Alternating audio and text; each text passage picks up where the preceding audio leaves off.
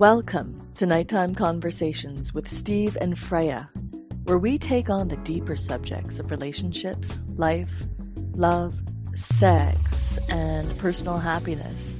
I'm your host, Freja Njorden. Remember to like and subscribe. Anxiety is at the tip of everyone's tongue, from children to people in their 80s and 90s.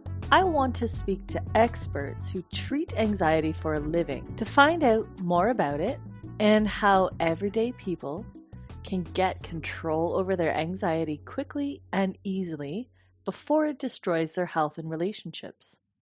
Today, I'm lucky enough to speak to a man who treats anxiety with hypnotherapy. A consulting hypnotist, master NLP trainer, licensed massage therapist, Reiki instructor, and I know he had a massage therapy school for 11 years, and is also the author of Kill Your Massage Business, a book on Amazon. So he knows a thing or two about healing and relaxation. And I'm really happy to welcome Tim Barlen. I am delighted to be here. Thank you very much for inviting me. Well, I've been wanting an excuse to record you for a long time, so this is perfect. Oh, yay. So this podcast subject was inspired because in the last few days, I've seen no less than 7, maybe 10, all in different locations, but on Facebook, these pleas for help, desperate pleas from people saying, I have anxiety, it's so bad, it's so terrible, it's taking over my life, I can't function. Help me, what can I do for anxiety? And I thought, I know the perfect guy for this. Oh. And yeah, it's you, of course. Yeah, because I make people anxious. No, I'm joking. So just kidding. You are an expert in the opposite of anxiety and have been for a very long time. I know you have an extensive background in hypnotherapy, neurolinguistic programming, massage therapy. So the first thing I would ask you is, what do you think is one of the most important things to understand about anxiety as a subject? So people are saying, I have anxiety, right? Right. What do people need to know about anxiety that they probably don't? That's a great question. And within their statement, I think is the answer. It's not something that people have as though it's a possession. It's a process that happens internally. That something happens externally and sometimes internally, meaning our the voices in our head. And either the external event or the voices in our head, our internal dialogue, cause our body to feel a specific way, and that way we will call anxiety, we'll call anxiousness. I think that it's I have a tendency to just kind of go on and talk more. So did that answer your question?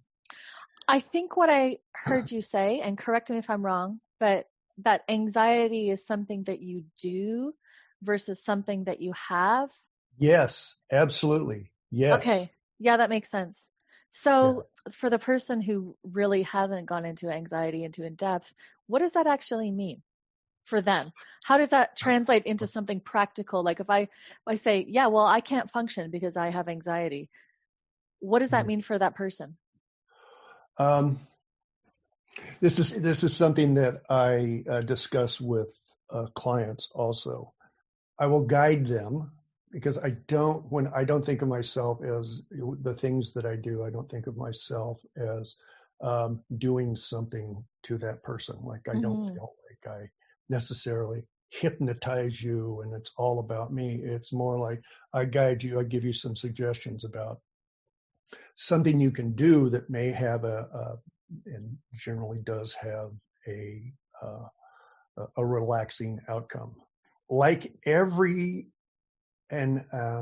again, I was about to use a generalization, and I tend not to, but sometimes I do because they work.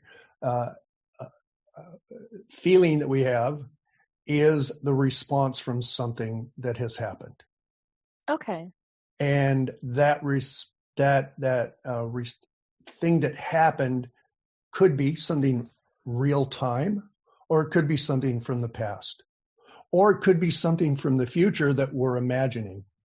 Now, this may be a bit of a tangent, but it also may be helpful in answering your question, is that I view anxiety as being a lower level, so to speak, of fear, but it is about something that is not happening. It's about something that we're imagining in the future. Whereas fear is the internal response to something that's happening, like somebody running at us with a knife, or somebody about to like hit you, or there's the thing that is happening right then is causing the fear. Anxiety is an imagination. It's an imagined event that causes very similar effects to the body, very similar responses to the body, but the thing's not really happening. We're just doing it to ourselves. We're making it up. So if we can make up something else, the body is going to respond to what we make up. That makes a lot of sense, and it's a very useful differentiation, I think. If you can think of anxiety as a misuse of your imagination rather than something that's happening to you, that's out of your control. I have this anxiety, and I noticed a lot of people will identify with it the same way that they, like, I have anxiety, I have short legs, and they act like it's a sentence. So just like having short legs means you're going to take tiny little steps and kind of have to walk quickly for the rest of your life. Move your legs quickly. It's sort of like, well, I have anxiety. I've got this anxiety. But really, it's just the way that you are using your imagination to create a sensation in your body, and the chemicals that go with it. Exactly. Yeah, the neurotransmitters, the serotonin, all of that. Because we can sit and daydream about something wonderful, about, say, a vacation that we've had, or one that we're imagining, that we're building in our mind that we want to have, and we can sit and relax and feel that and see the what we're going to do there. And you can say, if you're going to like a beach, you're going to Hawaii or the French Riviera, you can imagine the sand, you can imagine the color of the water, you can see the people there, you can feel what it feels like to walk on the beach with the sand in between your toes, or what it feels like to lay on a nice comfortable towel in the sand, sink underneath you and form your body in the sand, and the sounds around you, and feel the feeling of the air on your body, the warm breeze. And if you're like having something to eat, the taste, or if you're having a drink, what it tastes like. And you can imagine all of that, and your body goes, yeah, that's great. And your body feels good about it.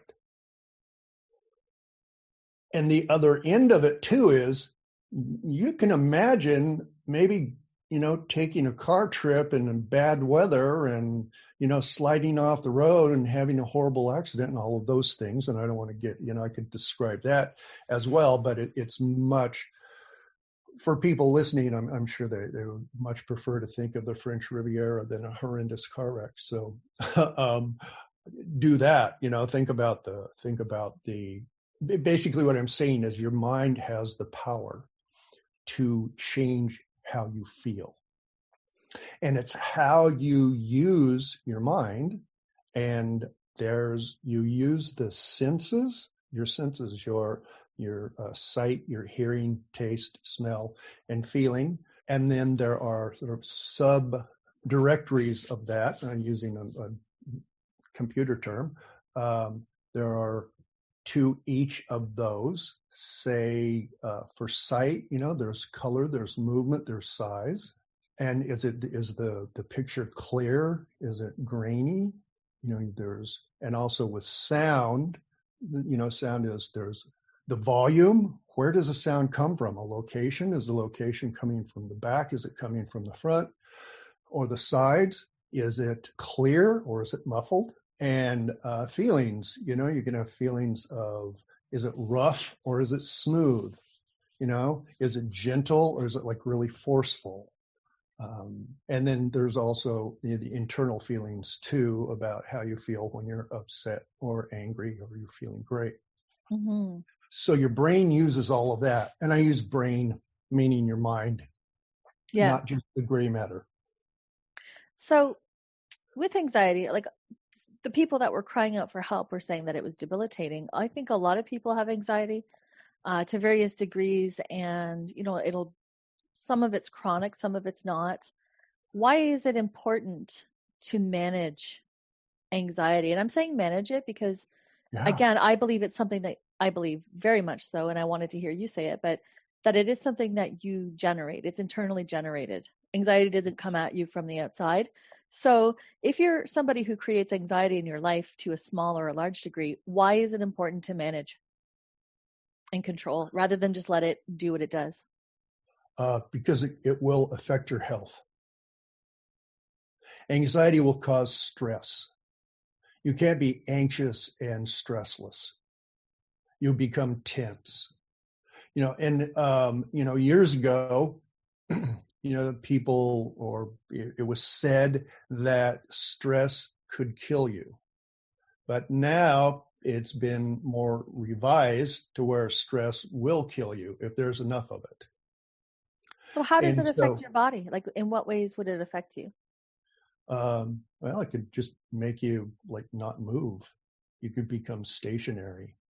It can release neurotransmitters that will cause you to become ill.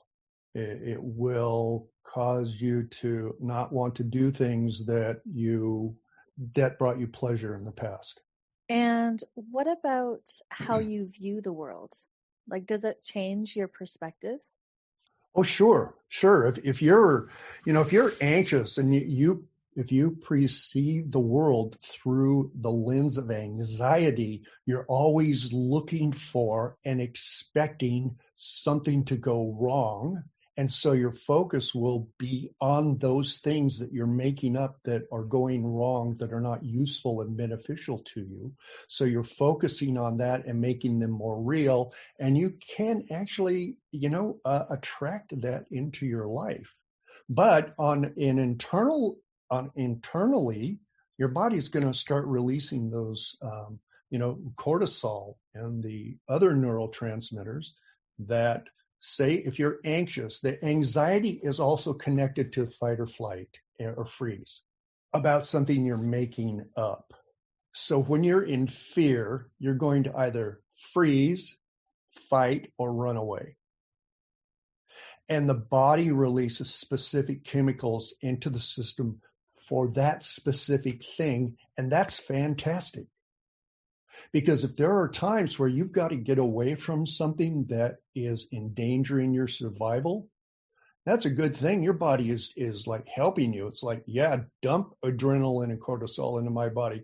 I need to run.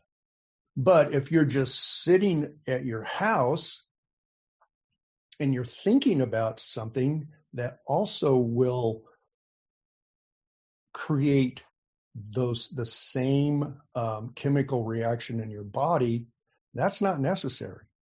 Mm-hmm. I mean, it's effective. It is totally effective. It's just as effective as you driving, and losing control of your car. Your body doesn't know the difference. So knowing that your body doesn't know the difference, it's a good idea, from my point of view, is to focus on something that releases different chemicals into your body. I also wanted to point out something that you said that I really liked was when you see the world through the lens of anxiety. And here's where I'm going to relate the subject of anxiety to my subject and I work with sexuality. And the podcast is a lot about, personal happiness and relationships and love and sex. if you are viewing your partner or any other human, but particularly your partner or your home life, if you're viewing it through the lens of anxiety, you're going to find fault and criticism and feel bad and be unable to access the parts of you which are playful, joyful, erotic, happy, appreciative. You can't get there from there. And Absolutely. yeah. And one side of those, like that list that I just listed off, those are components of a happy and healthy relationship. And when you're anxious, you simply can't access them. Exactly. Exactly. Your body won't do two things at the same time. It Mm-mm. won't experience anxiety and joy at the same time. And that's actually what is behind performance anxiety. They call it performance anxiety and they mean specifically for erectile dysfunction. But Hmm. performance anxiety is performance anxiety across the board. It doesn't matter if you're getting on stage and talking to a group Mm. of people. It doesn't matter if you are asking somebody out or if Hmm. you have performance anxiety in the bedroom. That that's exactly what you said, where you said you're telling a story which hasn't happened. Right. Yeah. Right. Because you don't know what it's going to be like in bed until you know. Until you've actually experienced it. But Yeah. when you prepave it by telling the bad story, then Yeah. your body responds as if the bad story has happened. Even though it hasn't happened, your body responds to it as if it has. And of course, you don't have an erection because when you're anxious and when you're in danger, it's not the time to be getting an erection. It's a time to freeze, fight, or run, right? Right. Your body goes, no, we need to run. We don't need to. Yeah. And another thing too, I just noticed this. I started paying attention to it a few years ago. The internal dialogue of an anxious person or somebody who's in anxiety. So I'm not categorizing every single person who has anxiety as an anxious person. I mean, when they're in the moment, when they're actively producing anxiety, Yes. the internal dialogue and thought process of one of those people is really awful. Yeah. Awful. The kinds of things that they say to themselves and about other people and the projections that they make. So they project out that these people are probably thinking this and they're probably thinking that Yeah. and so bitch and this person just wants to use me and this, you know, he doesn't care about me. He's just this and they find Uh-huh. fault in everything. And I think that when you're living in that type of process, that internal process, you create what you're seeing in other people simply because of how awful you are inside. Right. You're projecting your thoughts out into the world and going, that's what is real. And it doesn't matter how loving your partner is, you will not access that love if you're in No, because anxiety. you will find something wrong and then you'll just like focus on what's Oh, wrong and make that your reality instead of, yeah, that's kind of irritating, but she's like really wonderful in all these other ways and start focusing on that. And when you start focusing on the good, that becomes your reality as mhm. opposed to focusing on what's bad. And I have done this. I know this, and I still have done this. I have to.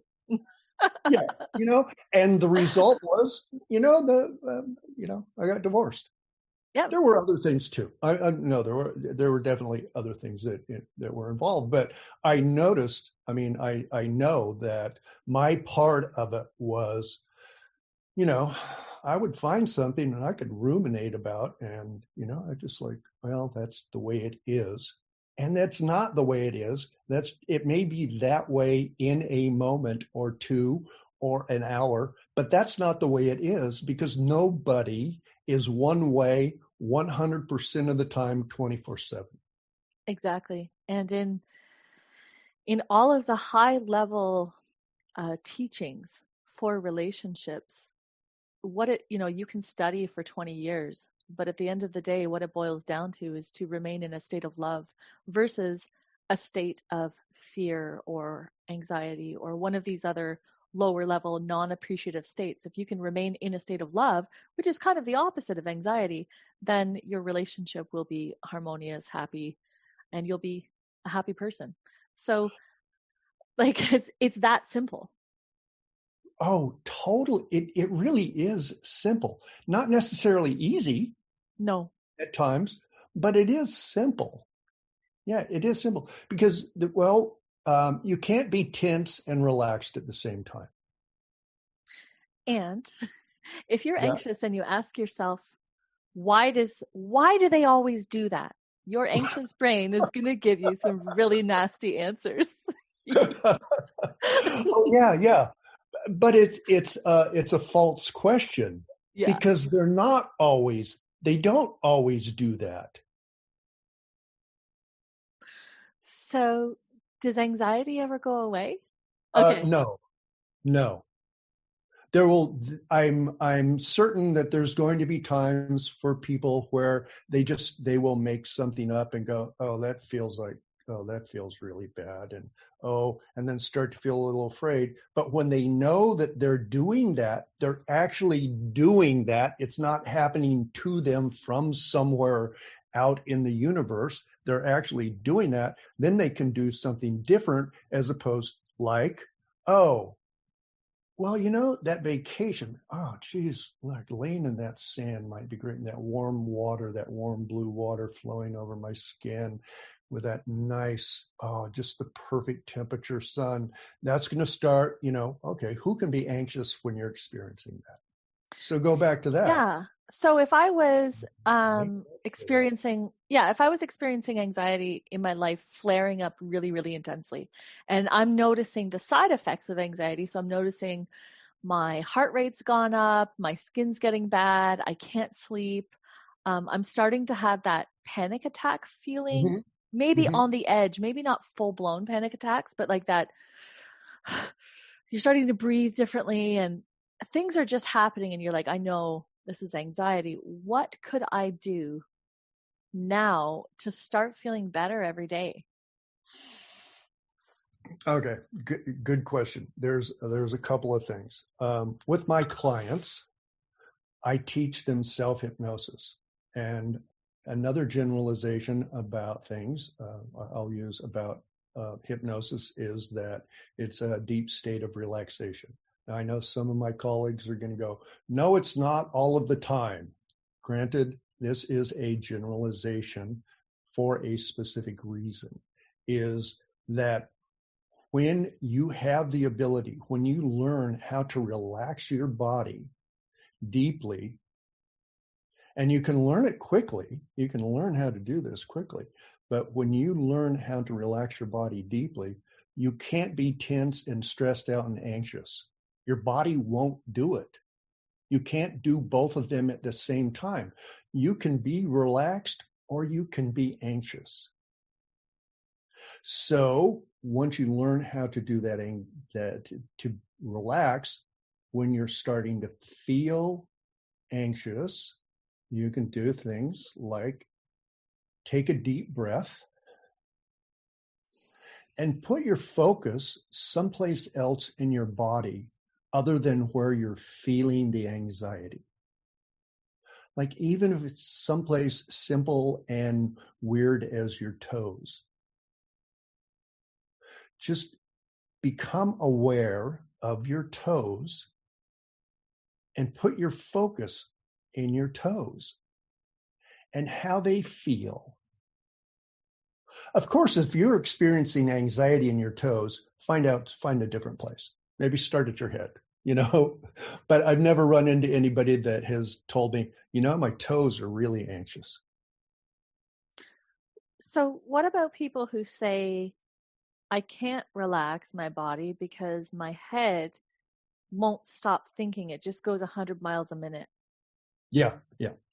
Another thing they can do, and my understanding is that this was developed, or I have learned it from Mike Mandel, who I think learned it from Melissa Tiers, is it's called bilateral stimulation, which sounds very important and is Mm-hmm. actually something that's very easy to do. So what you can do, because there's just a part of your mind, and it could be part of your brain too, that experiences that, say, let's just say it experiences anxiety. So what you can do is you can get both sides of your brain to work together to level out the feeling. And one way to do that is to find something you can hold. It could be a ball, it could be a water bottle, it could be your phone, whatever, and put it in one hand. And then be aware of the midline of your body, as though if someone sliced you in half from top to bottom, the two parts would fall apart, right? Which is not a very relaxing thought. My apologies. I was just thinking that's helping my anxiety to imagine being sliced. Yes, that would be, yes. Or, you could, like how they heal together and just feel absolutely wonderful. So it's that midline of your body. And what you can do is take the object, whatever it is, something comfortable. It's a good idea. I again, back to, I wouldn't use a knife or a power tool or something like that. It would be something comfortable in your hand that you feel good with. And then pass it across the midline to your other hand. Prior to that, I would ask my clients, on a level of 1 to 10, where's the anxiety? What number describes that? Because we want to get a starting point. We want to get a baseline, right? Mm-hmm. Where are we with this thing that we're doing? Are we creating a 7 or an 8 anxiety, or are we creating a 5 and a 4? So just ask, and their unconscious mind will come up with a number, and you go, great, that's the perfect number. So then you just have them move the object across the midline from one hand, and then back across, and continue to do that a few times, and watch. When I say watch, what I do is I watch them, because things will start changing in their face. I become aware of what's going on in their body. Their breathing may change. Their face may relax. Their eyes might defocus a little bit. There may be a flushing in their face. They may have a different circulation in their face. So, and then I would say, when I see changes, I go, okay, you've done perfectly. So on back to that scale of 1 to 10, where are you? Mm-hmm. And it will drop. It will go down. And then they'll say, oh, I'm at a 4. Great. Let's continue to do this. And just keep moving the ball or the water bottle or your phone back and forth across the midline over and over and over. And then that will level out the feeling. What I really like about this one is that you can do it anywhere without looking weird, because it's right? Not like if you're sitting on the bus or somewhere out in public, or even like at the dinner table or around your kids or something, I don't know, say the family's all together and things are and you're thinking and ruminating and things are getting stressed out. Uh-huh. It's not that weird to just take a water bottle and or a toy and like pass it from hand to hand, and to breathe as you're passing it from hand to hand. Right, right. It's really funny, Tim. I don't get anxiety attacks, but a couple years ago, I started to experience this thing. I had no idea what it was, and I was like, oh my God, I'm actually having a panic attack. Wow. So there was a part of me observing. I was like, this is what people are going through, because I had been working with anxiety for a little while, and my breath had kind of gone into that like I was just like, holy shit, I'm having a panic. So I picked up and it was because I was thinking I was going through a really hard time. I was going through a breakup and of like a long-term relationship, and it hadn't happened yet, but all these kinds of things. So I picked up the closest thing to me, and it was a dildo. Who doesn't feel good with one of those in their hand, right? And I was passing it back and forth, and it dissipated exactly the way that it was taught. Like, because I took Melissa Teer's anti-anxiety course as well, and it's such a brilliant, simple, amazing technique. It really surprises me that this is not sort of standard knowledge for people with their families. It should be taught in school to kids. It should be taught in school.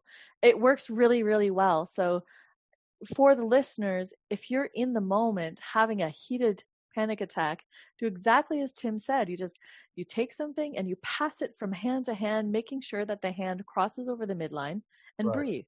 Breathe slowly. Yeah. Breathe. Yeah. You got to do it for like 2 minutes, right? Like you can't just do it for 20 seconds. You do it for a little bit. No. Keep going. Do it until there's a difference. Exactly. Do it until there's a difference. Robert Smith, the EFT guy, I remember he always used to say, keep tapping until something changes or you pass out. No, it was like till it was gone or until you pass out. And actually, sometimes I would fall asleep while I was tapping. So it was really true. The other thing you can do too, and this may not be right when they're in the depths of a panic attack, but if they're feeling anxious, one of the things they can do is go, just be aware of it. Oh, okay, I'm feeling anxious. I'm feeling this energy in my body. Okay, where is it? Because most of the time, or all of the time with another generalization, feelings are not all over. They're in a specific place. Yeah. It can be a large part of the body, but they're in a specific place. And you go, oh, okay, where is it? So I would say I feel a tightness in my throat. In your throat, okay. And, is there a color to it? Which is a weird question to ask about a feeling. Does a feeling have color? But your unconscious mind will tell you, what's the color? I kind of get a brown sense. Like I'm not very visual, but I would, if I was, there's a sense of like darkness, like it's brown. Dark brown in your throat. And is it light or is it heavy? Definitely it's thick. If I was to thick. It's thick. Yeah. Okay. And is it in the front or is it just in the front of your throat, or is it in the front and the middle and in the back of your neck too? I would say the front of my throat up into almost like my mouth, like the underside of my tongue, like under my chin there, and down it into the top of my chest near my collarbone. Okay. And is it the same color everywhere? Yeah. Is there a sound connected to it? No. Does it move? Does it vibrate? Does it swirl? Does it whirl? It's really, so I'm able to do this easily because I'm quite familiar with it. So what I would say is that it's really solid. It's not moving, but the edges are somewhat blurry. Oh, okay. Like they're soft edges. They're not hard. They're like nebulous almost. But you could, if you went into it with your finger, you'd hit something eventually. Oh, okay. All right. Can you taste it? No. No. Okay. So no taste. See, these questions are all about your senses. And it's your senses that create the feeling. Yeah. So, what if that part of your mind that has created this would allow it to move to another part of your body? It's such a gross feeling. I don't want to put it somewhere else. What about you were able to put it out of your body, pull it out of that area, and just have it sit on your hand? That I can do. That feels right to me. Oh, okay. So then, do what's right. So just pull it out and put it on your hand and look at it. So for people who can't see, what I'm actually doing, even though it looks crazy, is I'm taking my hands and I'm imagining pulling this anxiety out of my throat and holding it in front of me. So I'm going through the physical motions of pulling this sensation out of my body, and I'm getting it out there so that we can actually take a look at it. Right. Yeah. Yeah. And why not? I mean, It's funny. I'm like burping as it's coming out. It's like creating these strange sensations. cool. Okay, so you're getting a sound with it Okay, now. all this gross brown stuff is Yeah. in front of me now, and I'm holding it in my hands in front of me. Yeah. Okay. So you could do. What if you just like tossed it up and down in your hand? Does that make a difference to how you feel? It feels like excuse the language, but I'm holding a big pile of shit in my hands. I don't want to toss it up and down. Like it's like, Okay. So you know what I mean? then, Like playing with it is somehow gross. right. Oh, okay. So why don't you just like throw it away? I mean, toss it away. You can like toss it behind you or to the side or just really far out in front of you in some oblique direction. So I did that, and it seems like it's still around. You know what I mean? It's not gone if I just toss it. Yeah. Is it still in your throat? No. No. Okay. So what if you just tossed it even further? Can I change it? To anything Um, you want to. yeah, like Yeah. remember in Harry Potter, Mhm. I think it was Harry Potter. I don't know. It was one of those fantasy movies, and there was unicorn blood, and it was kind of dripping silver. It was like the silver liquid. Yeah. I want to change it to that silver liquid. So Then you that, should change it to that okay. silver liquid.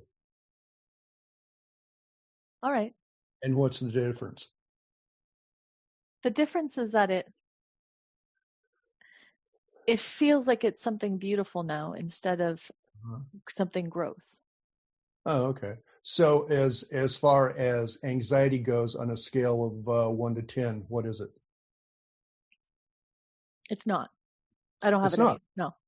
Yeah. Okay. So this was just a simple exercise, and you know how to do this, so it was fairly easy for you to follow these instructions. I'm sure this is not the first time you've done something similar to this. No.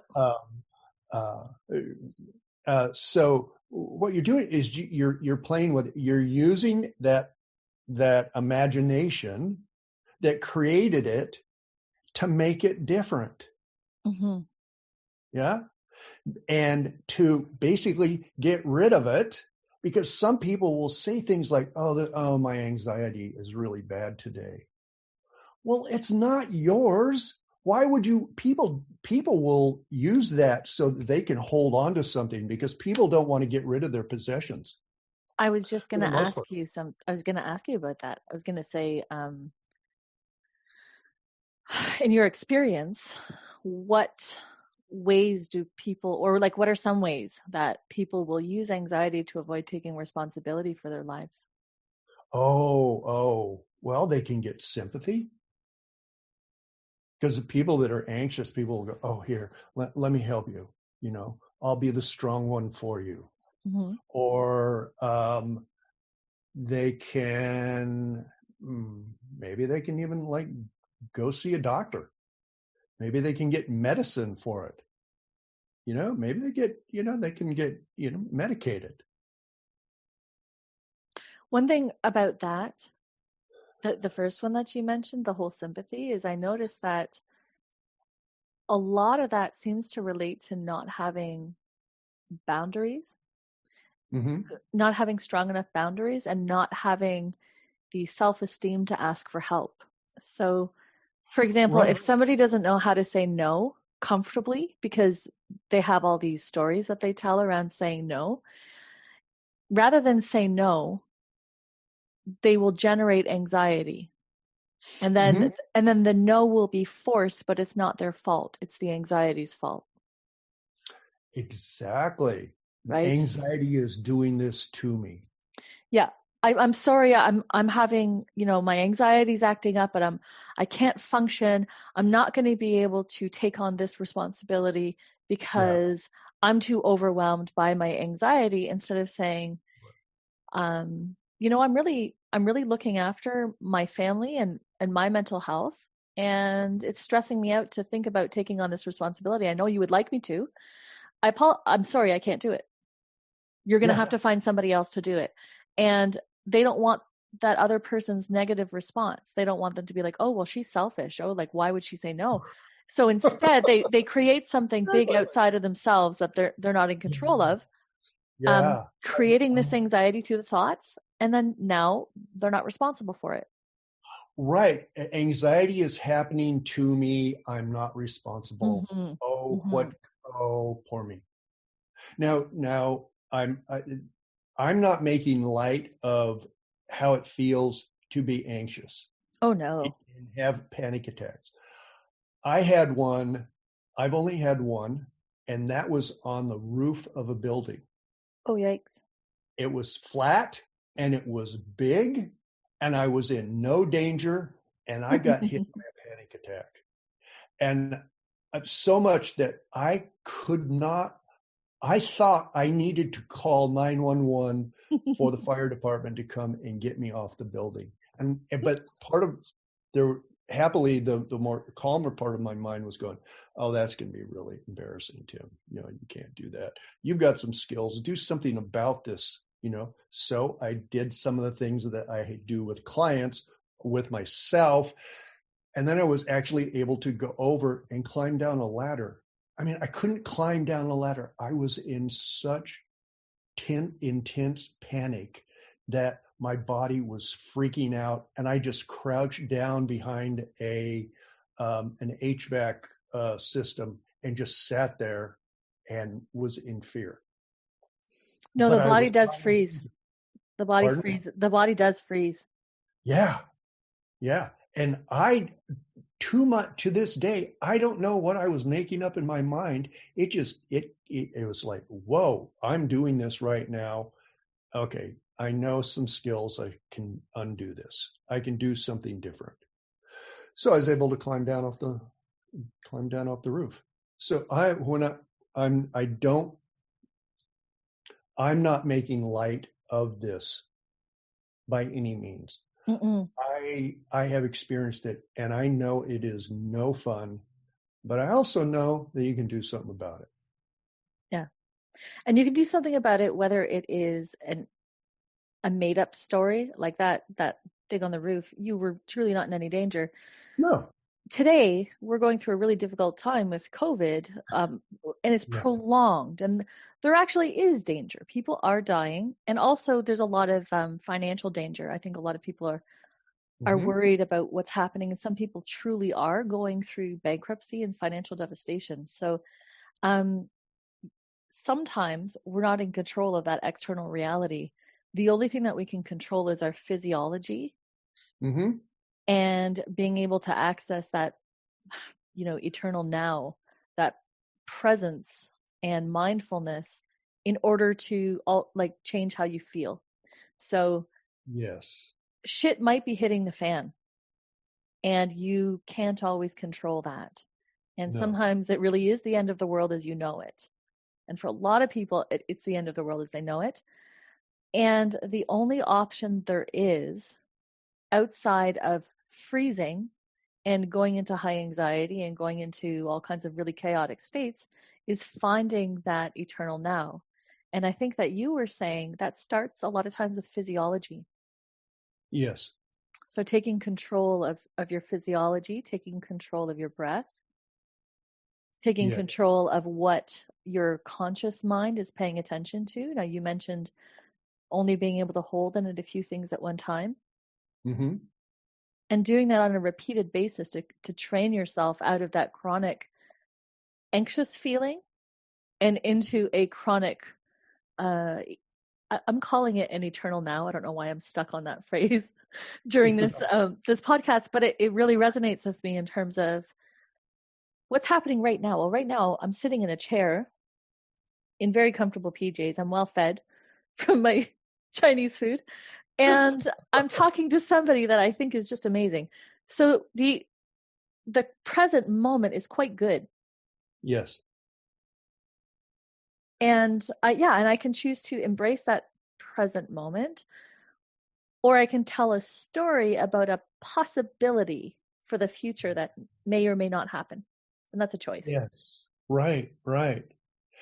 Another thing that we can do is keep in mind that different mental emotional states have corresponding physiological responses. And I mean physiological, your physiology will mirror that state. Now, people that are sad tend to, say you're sitting down, a sad person sitting down, maybe sitting down, looking down, and they're kind of hunched over a little bit, and they have like a look on their face, but their eyes are pointed down. Now, there's a reason when you talk about someone that's feeling sad or is going through a difficult time that you say, oh man, they're just looking down. They just feel down. Well, yeah, because they really are just looking down. But someone that is happy or someone that is confident has a total different physiology. They'll sit up straight. Their head will be up. They'll look in a different direction, or they'll stand differently, like Wonder Woman. There's that Wonder Woman pose. She's got her feet, spread sort of shoulder width, and she's got her fist on her hips, and she's looking up, or she's looking straight ahead. Her shoulders are back, and you go, that's a powerful human being. Mm-hmm. You don't go, wow, I wonder what's going wrong in their life. Poor her. Oh, she must be experiencing something really horrible. No, she is experiencing the wonder. Let's just say that because of her name. Now, what comes first? The feeling or the physiology? It doesn't matter. Change one of them, change the physiology to change the feeling.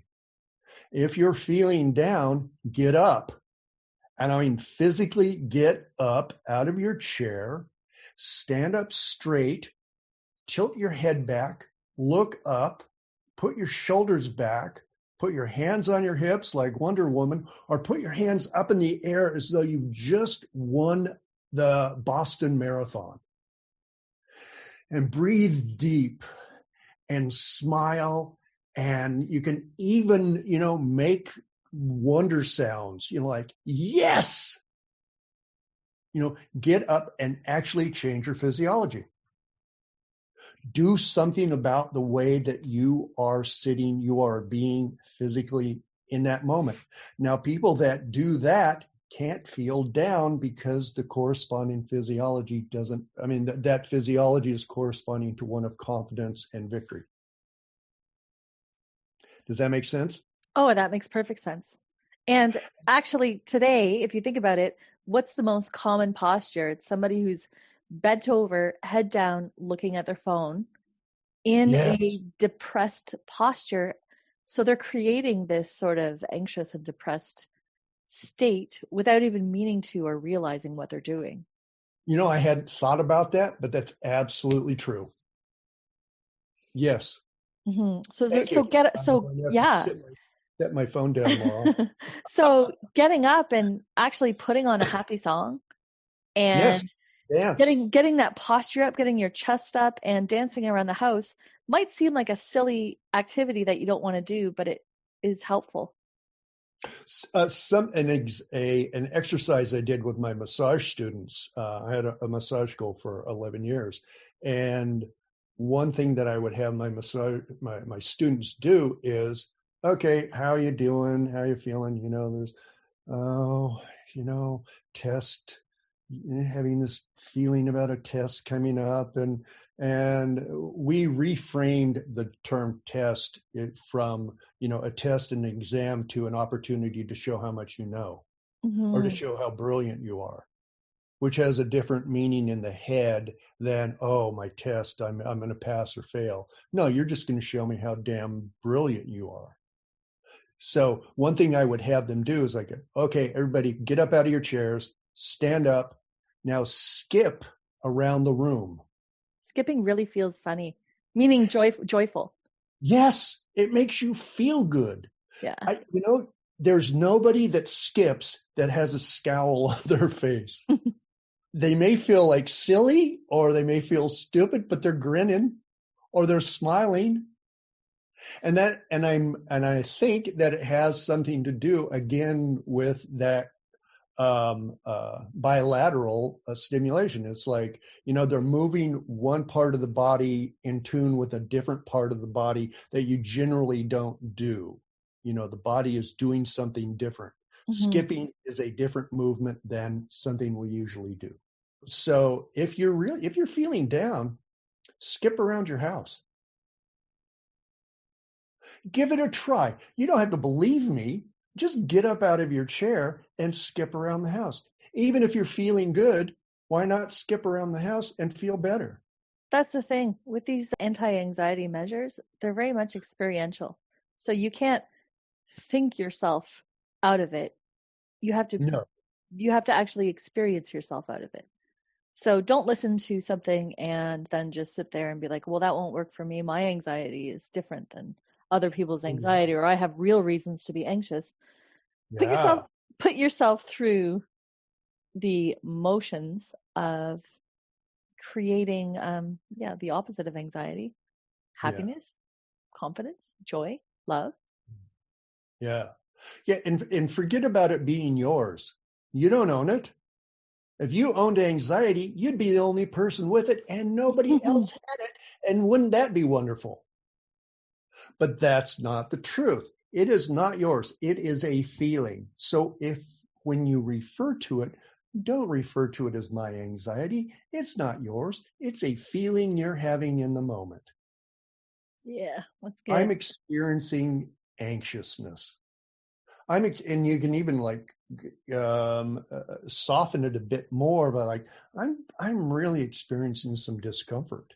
I'm doing that thing that I do. I'm doing that. Yeah, I'm doing discomfort. Well, okay. If I'm doing discomfort, what can I do to do comfort? Yeah. Yeah. Maybe I can get up and skip around the house or skip around the yard. And and if somebody sees you skipping around your yard or just skipping around your house, you know what they're going to do? They're going to smile. They can go, that's really weird. They look strange. And they're probably going to laugh or smile or wave at you. And you can wave and grin back at them. And what you're doing, you're going to affect two people's lives just by a simple exercise of skipping. I mean, it just makes sense to me. I do it. It works. It works for me. It's worked for my massage students. And I have some of my clients do it too in my office. It's like it breaks that feeling in their body. It shifts it. It just absolutely changes it. They can't feel down if they're skipping around in my office and I'm encouraging them doing it. Yeah, go for it. Yes. Woo! Yay! You're a good skipper. That is so weird to have someone say that to you. Yeah. It's like, huh? Do you think that it takes medication or a lot of work or a lot of time or, let's say, a few years of therapy in order to manage this? Or I'm not going to comment about medication. It's just kind of outside my scope of practice. If your doctor tells you you should be on medication, I would say be on that medication. Do I know that there are other ways of addressing that experience? Yes. Does it take decades? No. Because, it's in that moment that you talked about. You're experiencing that physiological response in your body in those moments. Those moments may be one after another, but you're still experiencing them in those moments. And when you can change those moments, then everything is different. Did that answer your question? Yeah, it did answer my question. Yeah. And I'm happy. I'm happy to hear that you agree with me, because I thought I might, but I certainly don't believe it takes very long. It's not very hard And it's doable. And the main thing that I want to provide is some hope that yes, it can be very intense to go through anxiety and to create it and to have this experience, but it's also not a life sentence. No. And you can get resources to overcome it fairly quickly. It's not a case of having to discuss why you have anxiety for the next 5 years. Or why you have it. Who cares why you have it? If you can fix it, just fix it. Exactly. It's, the question why is temporal. It means at what point in the past did you create this? Or at what point in the past, if you're still in the mindset of this happened to me, okay, at what point in the past did that person do something to you, or did you have that experience that causes you to feel that way now? Well, yeah, you can like stay in the past and continue to experience it. Or you can say, as you said, well, what can I do now to make it different? Yeah. Tim, the longer I've been in the business of change work, the less interested I am in the why. And I say that to people and they are often like, well, I want to know why I have this.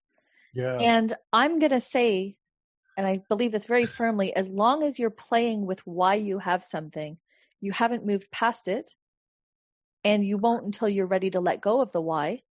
Yes. And move into, well, what can I do to feel better? Absolutely. They're two different places. Absolutely. I will, a part of my pre-talk, or when I educate people about the work that I do with my clients, I tell them, well, I don't care why. And I don't mean from a point of being heartless. I just find it useless to know why. What I want to know is, how do you feel right now? Where's that feeling? Is there a sound? How are you experiencing that? Then I give them education about how they're doing it and make it a process. Because a process can be interrupted and changed. So I use an analogy of, and then I'll say, okay, so what do you want? Okay, we know you're here. We know you got that. That's happening now. What do you want? Where do you want to be? And people go, well, I don't want that. Well, I know you don't want that. And then they'll usually tell me a couple of other things, several things that they don't want. And I'll go, I totally understand. And and then I'll just say, okay, well, do you want to be a blue raccoon? And they'll go, what? I go, do you want to be a blue raccoon? And they'll go, no. And I go, okay, so that's something else you don't want. Do you want to like turn into a mermaid? And they'll go, no, why are you asking me these stupid questions? And I go, well, these are just things that you don't want. There's an infinite number of things you don't want. So let's talk about what you do want. And I go, oh, you want to know what I want? Yes.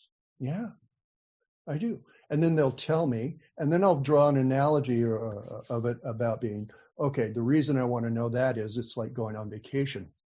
You've got to know where you are first, what town you're in, and then you have to know where you want to go to so that you can get on the right plane or get on the right bus or point your car in the right direction. Because you have to know your starting point and your end point before you can make that journey to get to the end point. You go, oh, okay. Well, I want to be happy. Okay. So how do you do happy? And then we get into that. And then there's the work is the transition from where they are to where they want to be. As you well know, there's so many techniques and tools that we use in our practice to help people make that journey. Mm-hmm. So if somebody wanted to get some help from you, do you work online as well, or do you only see people in person? I do. When I can get Zoom to work. That was a joke with you, yes, because my earlier inability to get online with you. Again, my apologies. But yes, online, also in person. Wonderful. So Yeah. I'm going to link to your website and the ways to get a hold of you in the show notes so that anybody Yeah. listening, if they need some help, they can definitely get in touch with you. Yes. Call me at 1-855 HYPNOS1, which is Hypnos 1, and we can talk. I get free consultations to see if we are compatible. Whether you want to work with me, if it works, then we can have a Zoom session, or I prefer that because I prefer being able to see people that I work with. Yeah, it makes a big difference. Huge. All right. Thank you so much for your time and your expertise. Oh, you're welcome. Thank you. It was lovely talking to you, Yeah, it Fred. was great